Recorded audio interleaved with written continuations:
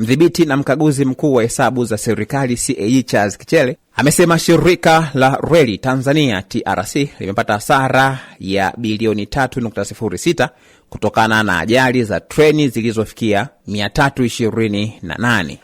CAG amesema hasara hiyo imetokana na uharibifu wa miundombinu na kupotea kwa mapato.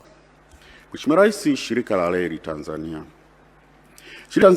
TRC linaendelea kukabiliwa na changamoto za kiutendaji zinazoathiri utendaji wake wa kifedha, hususan katika reli ya MGR ile ya zamani, ambapo kiwango cha mizigo kimepungua, hali iliyosababisha kushuka kwa mapato na kuongezeka utegemezi wa ruzuku za serikali licha ya kuongezeka kwa mapato kutokana na SGR hii mpya.